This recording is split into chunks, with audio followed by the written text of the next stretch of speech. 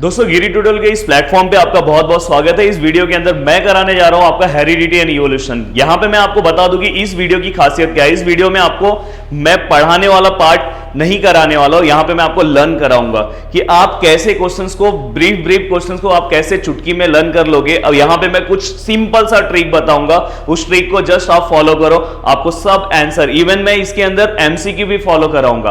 आज का अगर आपने क्वेश्चन पेपर देखा होगा, हमने जो कराया था एमसीक्यू तक उस पूरे पार्ट में से आया, तो जस्ट आपको पूरा फॉलो करना है वन बाय वन। आप देखो 10 मिनट के बाद पूरा लेसन आपको लर्न हो जाएगा। देखो दोस्तों, यहां पे मैं सबसे पहले डिफिकल्ट पार्ट से स्टार्ट करता हूं। सबसे पहले मैं कनेक्टिंग लिंक का पार्ट ले रहा हूं। देखो कनेक्टिंग लिंक मतलब क्या होता है कि जिसके अंदर, जैसे कि अगर समझो मैं यहां पे हूं, मेरा जो फेस है वो टाइगर का है, बाकी बॉडी ह्यूमन बीइंग का है, तो connecting link between tiger and human being. तो वैसे ही यहाँ पे आपको डायग्राम दिया होगा और या तो आपको पूछ सकते हैं कि ये डायग्राम किससे रिलेटेड, तो आपको लिखना है कि एविडेंसेस ऑफ इवोल्यूशन, अभी मैं बताऊंगा आपको। तो उसमें का कनेक्टिंग लिंक पहला क्या है, डकबिल, दूसरा क्या है लंगफिश और तीसरा है पेरिपेटस। तीनों देख लेना है अच्छे से भाई, कौन सा डायग्राम कौन सा है। देखो ये फिश की तरह दिख रहा है, तो ये लंगफिश तो बहुत ईजी है। अब यहाँ पे अगर आप देखोगे तो हमारा जो सुपर पंच ट्रिक है उससे ये पूरा का पूरा आंसर याद हो जाएगा। तो यहाँ पे सबसे पहले डेफिनेशन क्या है, तो morphological character of two different groups, morphological character of two different groups. तो मतलब यहाँ पे एक ऑर्गेनिज्म में दो ऑर्गेनिज्म के कैरेक्टर दिखाई देंगे। Some plant and animal show the some morphological character by which they can relate to two different groups, hence they are called connecting link. तो सबसे पहले आपको डेफिनेशन लिखना है। Connecting links means morphological character of two different groups. याद कर लो, morphological character of two different groups, याद हो गया आई थिंक। देन उसके बाद सुपर पंच ट्रिक बस आपको याद रखना है। पहला बहुत ही इजी है, पीएटी पैट। क्या है पहला, पीएटी पैट मतलब पेन एंड थ्रो। क्या लिखा है, पेन एंड थ्रो। पहला बस याद कर लो, पेन एंड थ्रो, याद हो गया, यस वेरी गुड। दूसरा deputy relationship manager, super punch trick है। और तीसरा है, शायद आपको दिख रहा होगा, एफएल, फाल पढ़ो, फेल पढ़ो। एक्चुअली फेल का स्पेलिंग तो है नहीं, बट जो पढ़ना है वो पढ़ो। फेल लिखना है तो लिख लो और उसमें आई को साइलेंट कर लेना। तो पहला क्या है, पेन एंड थ्रो, याद हो गया, पेन थ्रो। दूसरा क्या है, डिप्टी रिलेशनशिप मैनेजर, और तीसरा क्या है, फेल। अब देखो यहां पे, अब ये पूरा आंसर याद हो गया। कनेक्टिंग लिंक एग्जाम में आएगा तो सबसे पहले क्या लिखोगे, connecting link can be defined as morphological character of two different groups. Okay, the example of connecting link, सबसे पहला पेन एंड थ्रो मतलब पेन मतलब इसमें पी से कौन सा रिलेटेड है, पेरिपेटस। पेरिपेटस एंड मतलब एन मतलब एनेलिडा, एन मतलब एनेलिडा, और टीएच मतलब टीएच किस में आता है, ऑर्थ्रो, टीएच आता है ना, ऑर्थ्रोपोडा। तो Peripatus is the connecting link between, बच्चों का बहुत बार रॉन्ग होता है, इसलिए मैं ये सिंपल सा ट्रिक दे रहा हूं, याद बस रखना है। ये Peripatus is a connecting link between Annelida and टीएच मतलब क्या होता है, थ्रो का टीएच किस में आता है, ऑर्थ्रोपोडा में। Then deputy relationship manager, D मतलब डकबिल, आर मतलब रेप्टाइल, और एम मतलब मैमल्स। समझ में आई कि नहीं? तो duckbill is a relationship between, या तो connecting link between reptile and mammals. कितना इजी ट्रिक यार। और एफएल, एफ मतलब लंगफिश, ए मतलब वहां पे आपको दिखाई देगा, सॉरी एफ मतलब यहां पे फिश है, और ए मतलब आपको एम्फीबिया है। एम्फीबिया जो है वो ए मतलब आपको क्या है, एम्फीबिया है, और एफ मतलब आपका फिश है, और एल मतलब क्या आएगा, लंगफिश। तो ऐसे याद रख सकते हो, FL lungfish is a connecting link between fish and amphibia. तो याद रखना, lungfish is a connecting link between fish and amphibia. दोस्तों उम्मीद करता हूं कि पूरा आंसर आपको याद हो गया होगा। चलो एक बार रिवाइज करते हैं। Connecting link is a morphological character of two different group, याद हो गया। The example of connecting link, first example that is Peripatus का सर ने क्या बताया था, पेन एंड थ्रो। एन मतलब क्या होगा, एनेलिडा। थ्रो मतलब क्या होगा, ऑर्थ्रोपोडा। याद हो गया sir. Deputy relationship manager duckbill. R मतलब क्या होगा, रेप्टाइल। एम मतलब क्या होगा, मैमल। याद हो गया, यस। एफ मतलब क्या होगा, फिश। ए मतलब क्या होगा, एम्फीबिया। किसके लिए, लंगफिश के लिए। चलो याद हो गया। नेक्स्ट आगे चलते हैं।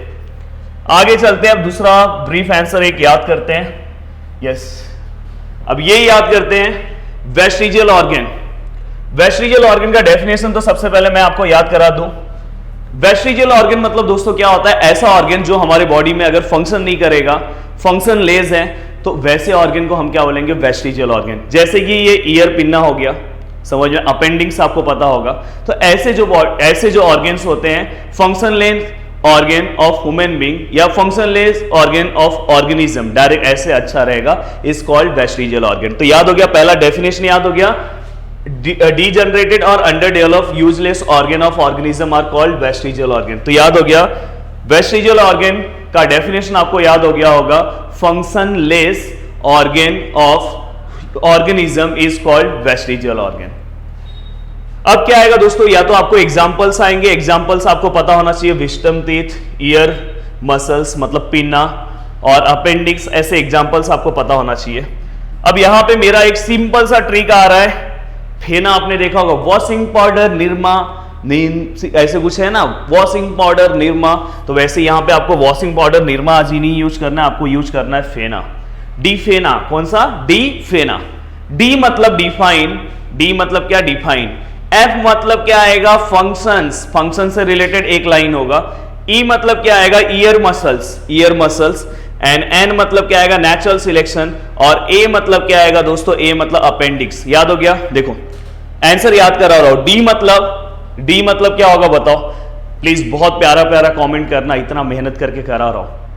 और सर ने बोला ना 100 के करने को, प्लीज करा दो यार, करा दो, बहुत मजा आ जाएगा। इतना मेहनत कर रहे हैं ना, अगर आप देखो कि कोई ऐसा आपको ट्रिक वाइज याद करा रहा है, हम याद कराने आपके सामने आ चुके हैं। देखो यहाँ पे डी मतलब क्या होगा, डिफाइन लिखना है। एफ मतलब क्या आएगा बताओ, जल्दी से बताओ। एफ मतलब क्या आएगा, फंक्शंस। एंड ई मतलब क्या आएगा, ईयर मसल्स। एन मतलब नेचुरल सिलेक्शन। एंड ए मतलब अपेंडिक्स। अब देखो यहाँ पे आंसर्स लिखे हुए हैं। सबसे पहले आपने याद कर लिया, functionless organ of organism is called vestigial organ. According to principle of natural selection, such organ on the verge of disappearance. जो ऑर्गन होते हैं, जो फंक्शनलेस ऑर्गन होते हैं, वो धीरे धीरे क्या होंगे, डिसअपियर होंगे।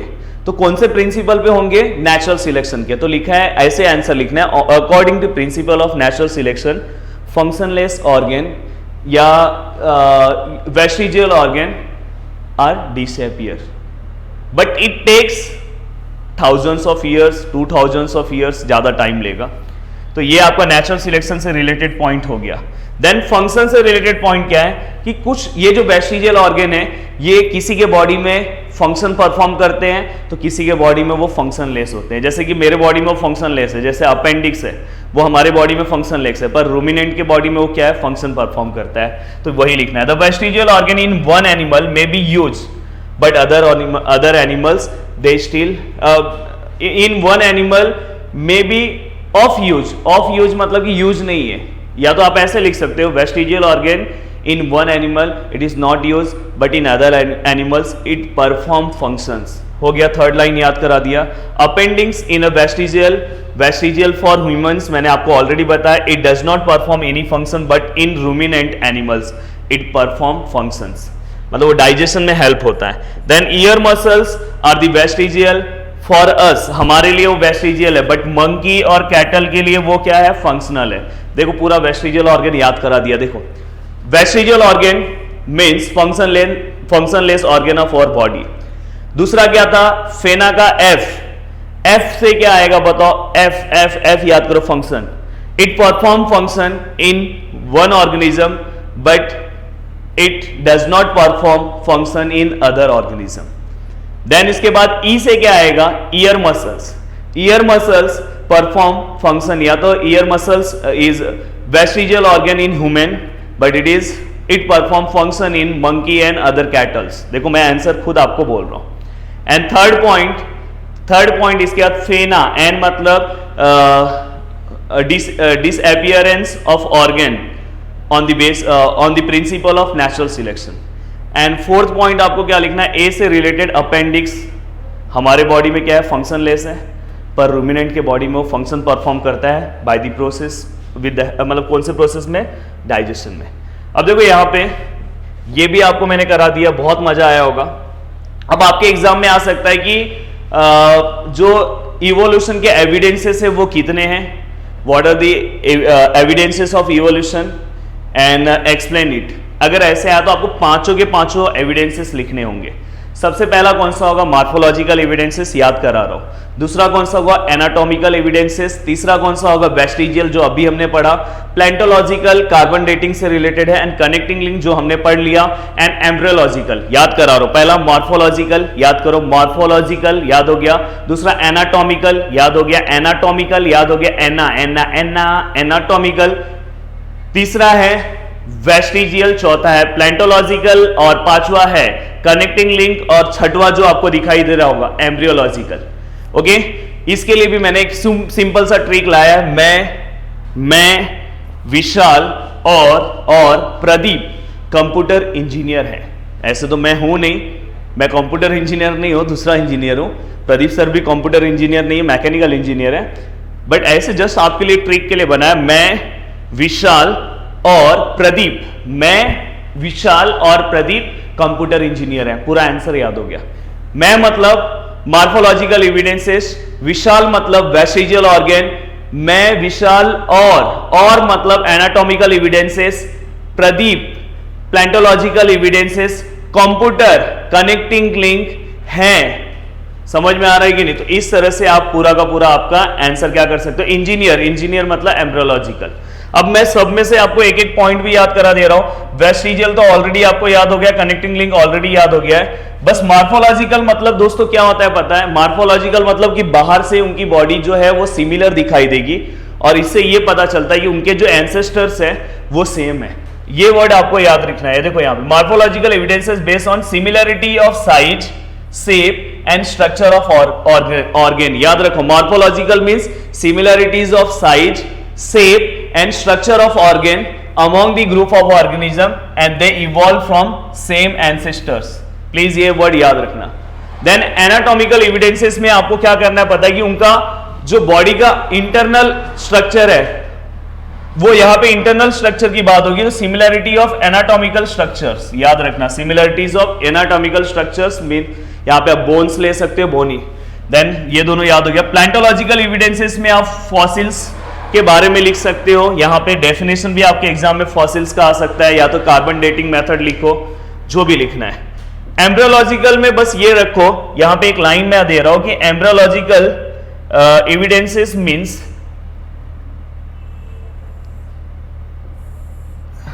दे appear similar during the initial stage of development. Embryos of different vertebra appear similar during the initial stage of development। ये याद रखना, समझ में आएगी। इनिशियली एम्ब्रियोलॉजिकल एविडेंसेस में आपके बुक में एक डायग्राम है, देखो नीचे सब सेम दिखते हैं, फिर धीरे धीरे उनके अंदर डिक्रीज होते जाता है, मतलब सिमिलरिटीज कम होते जाती है। तो आपको ये लिखना है कि यहां पे क्या लिखोगे कि all the vertebra appear similar at the initial stage but day by day similarities decreases. ऐसे आपको लिख के ये पांचों आंसर आपको याद हो गया होगा, 6 पॉइंट। देन दोस्तों इसके बाद क्या कौन सा पॉइंट बचा है देखते हैं। हाँ, ये देखो एग्जाम में आपको ऐसा आ सकता है, ये डायग्राम दिया होगा, पूछा होगा किससे रिलेटेड। देखो ये इनके बाहर के स्ट्रक्चर है ना, सेम। देखो पोजीशन, देखो ये देखो पोजीशन तीनों का सेम दिख रहा है, समझ में? तो इससे ये पता चल रहा है कि ये जो डायग्राम है वो मॉर्फोलॉजिकल एविडेंसेस का है। और मॉर्फोलॉजिकल एविडेंसेस आपको डायग्राम वहां पे क्वेश्चन में पूछा होगा, और पूछा होगा कि ये क्या बताना चाह रहा है। तो ये बताना चाह रहा है कि इन सब के एंसेस्टर्स जो है वो सेम होंगे। दूसरा वाला डायग्राम आप देखोगे तो ये क्या है, एनाटॉमिकल एविडेंसेस, मतलब यहाँ पे सिमिलरिटीज ऑफ एनाटॉमिकल मीन्स यहाँ पे आपको बोनी स्ट्रक्चर देखो सिमिलर्स आपको दिखाई देंगे। तो इस तरह से आप एग्जाम्पल्स दे सकते हो। देन उसके बाद ये क्वेश्चन आई थिंक हमने कवर कर लिया वेस्टिजियल का। फिर हमने हाँ ये देखो यहाँ पे प्लेंटोलॉजिकल एविडेंसेस में कार्बन डेटिंग मेथड आपको एग्जाम में आ सकता है दोस्तों। कार्बन डेटिंग मेथड से रिलेटेड इतना सिंपल सा ट्रिक आपको दे रहा हूं, ज्यादा कुछ पढ़ना ही नहीं है। Carbon consumption of animal and plant stop, ये याद रखना। आफ्टर डेथ, जैसे ही हमारा डेथ हो जाएगा एनिमल्स और प्लांट कार्बन बॉडी के अंदर ले सकते हैं क्या? नहीं लेंगे। Decaying process of C14 take place, उसके बाद उनके बॉडी में कौन सा प्रोसेस स्टार्ट हो जाएगा? C14 का डिकेइंग। पहले याद रखना carbon consumption of plant and animal stop after their death and decaying process of C14 start। ये देखो आपको पता होगा आइसोटॉप्स है C14 C12 ये सब। देन उसके बाद यहाँ पे ratio of C14 to C12, ये रॉन्ग मत लिखना, C14 टू C12 का जो रेशियो है वो क्या होगा, चेंज हो जाएगा। समझ में आएगी नहीं, क्योंकि C14 क्या हो रहा है, वो कंटिन्यूसली क्या हो रहा है, डीके हो रहा है। एंड ये एक इंपॉर्टेंट पॉइंट है कि हम क्या करेंगे पता है कि हम कार्बन डेटिंग मेथड के हेल्प से हम टाइम कैलकुलेट कर सकते हैं किसी भी ऑर्गेनिज्म के डेथ का, किसी भी प्लांट के डेथ का। तो with the help of carbon dating method we calculate the time of death animals and plant, and carbon dating method help study the palaeontological evidences. हो गया, 4-5 पॉइंट इजी बन गया ना। देखो स्टडी से रिलेटेड, एक टाइम से रिलेटेड, ये देखो एक टाइम से रिलेटेड, एक स्टडी से रिलेटेड, 2 पॉइंट तो यहां ही मैंने बना दिया। C14 टू C12 का रेशियो चेंज होता है, 3 पॉइंट हो गया। चौथा पॉइंट कि जैसे ही ऑर्गेनिज्म का डेथ होता है तो कार्बन कंजम्पशन जो है वो बॉडी में कैसा स्टॉप हो जाता है। ये डायग्राम आप देख लेना, बस इस डायग्राम में क्या देखना है, ये आपको देख लेना है कहां पे क्या है, कैसे गया है, वो बस आपको देख लेना है, एग्जाम में आया तो कर देना है। ये हो गया दोस्तों। देन उसके बाद हाँ, अब यहां पे देखो Darwin theory of natural selection. हाँ, इसकी जो Darwin theory of natural selection के मैंने एक वीडियो में 3 पॉइंट्स बताए हैं, प्लीज आप उसे देख लेना कि डार्विन ने कौन सा बुक पब्लिश किया था। तो यहाँ पे मैंने लिखा है ओरिजिन ऑफ स्पीसीज, और डार्विन जो थे सर्वाइवल ऑफ फिटेस्ट, आपको पता होगा। तो वो जो पॉइंट्स है आपको याद रखना है। और देन यहाँ पे मैंने क्या किया, उनके ऑब्जेक्शंस लिए कि डार्विन थ्योरी ऑफ इवोल्यूशन के नेचुरल सिलेक्शन जो थ्योरी थी उसके ऑब्जेक्शंस क्या क्या हैं। तो पहला, Darwin theory natural selection is not only the factor which are responsible for evolution. उन्होंने पहला क्या बोल दी, पहला उनका ऑब्जेक्शन क्या है उनके थ्योरी का, उन्होंने जो नेचुरल सिलेक्शन की जो थ्योरी दी थी वो पहला क्या हो गया, यहाँ पे रिजेक्ट हो गया कि ये नेचुरल सिलेक्शन को ही हम एक फैक्टर नहीं बना सकते इवोल्यूशन के लिए। दूसरा, उनकी थ्योरी कहाँ पे कैंसल हुई, useful and useless of modification. समझ में है कि did not explain mention any explanation. उन्होंने यूजफुल और यूजलेस जैसे लेमार्क ने दिया था वैसा उन्होंने कोई एक्सप्लेनेशन नहीं दिया। और तीसरा, there is no explanation about slow changes और एब्रप्ट चेंजेस, मतलब फास्ट चेंजेस। तो तीनों चीजों के बारे में उन्होंने कोई डिस्कस नहीं किया, तो इसलिए ये इसके ऑब्जेक्शंस है, प्लीज याद रखना। देन उसके बाद हाँ, लेमार्किज्म से सिंपल ट्रिक हमने यहां पे लिया है पास्ट का। बस ये याद होगा तो आप पास्ट मतलब आप पूरा ये आंसर याद हो जाएगा। पी मतलब प्रपोज, किसने इस थ्योरी को प्रपोज किया, तो कौन ऐसा है कि जिसने इस थ्योरी को प्रपोज किया, तो वो कौन है, तो वो क्या है, जेबी लेमार्क। याद रखना, JB Lamarck. Lamarckism, the theory of Lamarckism propose by JB Lamarck. Then उसके बाद प्रपोज होने के बाद यहां पे क्या आएगा, 2 थ्योरीज, उन्होंने 2 थ्योरी दिया है। देखो यहां पे they follow, these are follows. पहला उनका जो थ्योरी था वो कौन सा था, यूज और डिसयूज ऑफ ऑर्गेन, और दूसरा क्या था, इनहेरिटेंस ऑफ एक्वायर कैरेक्टर। याद कर लो, in Lamarckism there are 2 theory, first use और डिसयूज ऑफ ऑर्गेन, और दूसरा क्या था, इनहेरिटेंस ऑफ एक्वायर कैरेक्टर। पहला कौन सा था, यूज और डिसयूज ऑफ ऑर्गेन, और दूसरा क्या था, inheritance of acquire character. 2 point याद हो गए दोस्तों अपने को। तीसरा पॉइंट, यूज और डिसयूज ऑफ ऑर्गेन, यूज और डिसयूज ऑफ ऑर्गेन, लेमार्क से the character of organ develop because specific activity that the organism perform. देखो इसलिए मैंने यहाँ पे स्पेसिफिक एक्टिविटीज मेंशन किया है। तो यहाँ पे यूज और disuse of organ, on the basis of use और डिसयूज ऑफ ऑर्गेन, लेमार्क से कि जो यूज और डिसयूज ऑफ ऑर्गेन है वो किसके ऊपर डिपेंड करता है, specific activity perform bye organism. Suppose ये मेरा हाथ है, मैं इससे काम करना बंद कर दूंगा तो धीरे धीरे इसका यूज क्या हो जाएगा, कम हो जाएगा, ऐसा लेमार्क बोल रहे थे। और धीरे धीरे ये क्या हो जाएगा, हो सकता है कि मेरे बॉडी से गायब हो जाए। समझ में, ये मतलब इसमें बहुत साल लगेंगे, ऐसा नहीं है तुरंत होगा। पर ऐसा कि जैसे ह्यूमन बीइंग ने अभी हम समझो हमारे इसका हेल्प नहीं है, हमारे समझो अपेंडिक्स हमारे बॉडी में हेल्प नहीं है, तो हो सकता है कि आने वाले कुछ दिनों में उसका यूज नहीं हो रहा है, तो वो क्या हो जाए कि धीरे धीरे हमारे बॉडी से कैसा हो, डिसअपीयर हो जाए। पर इसके लिए थाउजेंड्स ऑफ ईयर्स लगेंगे। मेरा मेन मकसद है यहाँ पे तुम्हें पॉइंट याद कराना। सबसे पहले theory of Lamarckism propose bye किसने किया था, प्रपोज थ्योरी ऑफ लेमार्किज्म किसने उस थ्योरी को दिया था, उनका नाम क्या है, जेबी Lamarck. And theory of Lamarckism consists of two main principles, या two main theories. First theory is that is use or disuse of organ, and second that is inheritance of acquired character. The use of, on the basis of use or disuse of organ, Lamarck says, Lamarck क्या बोलते थे कि the character of organ develop because of specific activities performed by the organism. And उन्होंने 2-3 examples दिए थे, आप इसमें से दे सकते हो. जैसे कि उन्होंने जिराफ का एग्जांपल दिया कि जैसे जैसे उन्होंने, आपके बुक में एक डायग्राम होगा कि उसके नेक में चेंजेस आना स्टार्ट हुआ, जैसे ही जो नीचे ग्राउंड लेवल सब प्लांट गायब हो गए, प्लांट की हाइटेड जब फिर ऊपर वाले लेवल के जब सब प्लांट बचे, तो जिराफ को खाने के लिए कोई चीजें नहीं मिल रही थी, तो जस्ट वो कोशिश करने लगा और इसकी वजह से उसके नेक में चेंजेस आने लगे. समझ में आया? तो समझ में आ रहा है कि नहीं आ रहा? तो यूज और डिसयूज ऑफ ऑर्गन, तो इस तरह से यहां पे लेमार्किज्म का पार्ट है. देन उसके बाद आप यहां पे आयरन स्मिथ का उन्होंने एग्जांपल दिया है. उन्होंने यहां पे आयरन स्मिथ का एग्जांपल दिया, आयरन स्मिथ बोल रहा हूं, ब्लैक स्मिथ. तो यहां पे ब्लैक स्मिथ क्या करेगा पता है? जब वो हथौड़े से मारता है तो उससे क्या होता है कि उसका ये वाला शोल्डर जो है वो बहुत स्ट्रांग हो जाता है, क्योंकि लगातार उससे एक्टिविटी परफॉर्म हो रही है. तो वैसे एग्जांपल्स उन्होंने यहां पे दिए थे. एंड एक्वायर कैरेक्टर्स क्या होगा? जो एक्वायर कैरेक्टर्स होगा वो हमेशा पेरेंट्स से ऑफस्प्रिंग में पास होता है. तो देखो, such acquire character are pass from one parental generation to offspring, and therefore this is called inheritance of acquire character. तो आप अगर इतने पॉइंट्स याद कर लोगे, और इसका मैंने शॉर्टकट आपको क्या दिया है? पास्ट. क्या दिया है? पास्ट. पी मतलब किसने थ्योरी को बनाया था, प्रपोज किसने किया था. ए मतलब एक्वायर कैरेक्टर से रिलेटेड लिखना है, acquire character pass from one generation to other generation. S मतलब स्पेसिफिक एक्टिविटी, यूज और disuse of organ which is based on specific activity perform by the organism. And T मतलब क्या रहेगा? T से related यहां पे there are two theories, first theories जो है और सेकंड थ्योरीज जो है, तो इससे रिलेटेड आपको यहां पे मैंने शॉर्टकट्स दे दिए. देन उसके बाद ये आपको एक फिलिंग द ब्लैंक्स पढ़ लेना है आपके एग्जाम के लिए. The first recorded human-like animal with us is Ramapithecus. और चाहिए तो स्पेसिएशन का डेफिनेशन पढ़ना है, स्पीसीज का पढ़ सकते हो, अदरवाइज इनफ है. इसका आंसर आपको देना मुझे. देखो, एविडेंसेस ऑफ इवोल्यूशन के बारे में एक मार्फोलॉजिकल हो गया, एक बोनी स्ट्रक्चर हो गया, 5-6 हमने पढ़ाया है, 2 आप मुझे कमेंट करके बताओगे.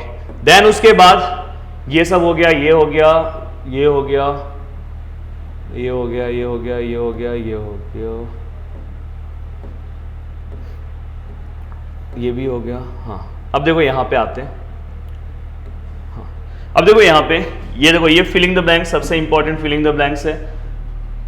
John Mendel is the Pioneer of modern genetics. तो कल आपके एग्जाम में हो सकता है कि इस तरह से फिलिंग द ब्लैंक्स आ जाए, तो हमने फिलिंग द ब्लैंक्स भी निकाल के दे दिया कि कौन मॉडर्न जेनेटिक्स के पायनियर है. अब देखो यहाँ पे ट्रांसक्रिप्शन एंड ट्रांसलेशन के बीच में डिसीजन किस आया, तो बस आपको 2 पॉइंट इजीली याद रखना है कि ये कहाँ होगा? न्यूक्लियस में होगा, और ये कहाँ होगा? साइटोप्लाज्म में. देन सेकंड पॉइंट आएगा कि इसमें आरएनए क्या होगा? प्रोड्यूस होता है फ्रॉम डीएनए. डायरेक्ट आप लिख सकते हैं कि in transcription RNA is produce, and बाद में protein are produce with the help of RNA. यहाँ पे ऐसे आप लिख सकते हैं कि प्रोटीन, या तो लास्ट वाला पॉइंट सबसे इजी है, only mRNA take place in this. इसलिए एमआरएनए, टीआरएनए, आरआरएनए. समझ में आ रहा? टी आपको याद होगा, आर राइबोसोम याद होगा, तो तीनों आरएनए के जो टाइप्स है इसके अंदर आते हैं, बस इसके अंदर क्या रहेगा? एमआरएनए. तो ऐसे दो देखो, it take place in nucleus, it take place in cytoplasm. Only mRNA take part in transcription. यहाँ पे क्या आएगा? एमआरएनए, टीआरएनए और आरआरएनए, तीनों. क्या बात है, आंसर याद हो रहा है. देन उसके बाद ये दोनों डायग्राम आपको आ सकता है कि ये किसका डायग्राम है, तो आपको लिखने आना चाहिए ट्रांसक्रिप्शन का. ये किसका डायग्राम है, तो आपको म्यूटेशन लिखने आना चाहिए. देन उसके बाद यहाँ पे ट्रिपलेट कोडोन का डेफिनेशन है. ट्रिपलेट कोडोन मतलब क्या आएगा? The code of each amino acid consist of 3 nucleotides. The code amino acid के ईच कोड में 3 न्यूक्लियोटाइड्स होते हैं, जिसे हम क्या बोलेंगे? Triplet codon. तो प्लीज याद कर लेना. हर गोविंद खुराना, मैं गोविंदा बोलता हूं, गोविंदा ने कितने एमिनो एसिड सर्च किए थे? 20 एमिनो एसिड. इन्हें नोबेल प्राइज कब मिला था? अगर आपको पता होगा तो कमेंट करके बताना. अब देखो नेक्स्ट है ट्रांसलोकेशन. हमने ट्रांसक्रिप्शन देख लिया और ट्रांसलेशन देख लिया. ट्रांसलोकेशन यहां पे देखो, ribosome keep on moving, ribosome keep on moving from one end of mRNA to other end by the distance of 1 triplet codon. याद कर लो, ribosome keep on moving from one end of mRNA to other end by the distance of, देखो ribosome keep on moving from one end of mRNA to other end by the distance of, कितना distance, one triplet codon, by the distance of one triplet codon is called translocation. तो finally दोस्तों यहाँ पे मैंने सब करा है। Next है mutation, this is very important, changes in gene, याद रखना जीन के अंदर जो चेंजेस होगा उसे ही हम क्या बोलेंगे, जीन के अंदर gene changes its position that cause the minor changes which is nothing but mutation. बस म्यूटेशन मतलब याद रखना जीन के अंदर चेंजेस होगा तो उससे जो इंपैक्ट होगा उसे हम म्यूटेशन बोलेंगे। एंड म्यूटेशन से रिलेटेड कौन सा हेरिडिटी डिसऑर्डर होने के चांसेस है, सिकल सेल अनेमिया, याद रख लेना है sickle cell anaemia. And evolution का डेफिनेशन अगर आपको पढ़ना होगा तो पढ़ सकते हो, the gradual changes occurring in living organism over a long duration is called evolution. तो दोस्तों इसमें overall each and every topic मैंने कवर करा दिया है, बस आप अगर इतना कर लोगे, अब टेक्सुअल क्वेश्चन अटेम्प्ट करो, देखो कितने जोरदार तरीके से करते हो। तो थैंक यू सो मच दोस्तों, दिल से थैंक, उम्मीद करता हूं कि ये पूरा का पूरा वीडियो आपको सिस्टमैटिक समझ में आया होगा। और जय हिंद दोस्तों।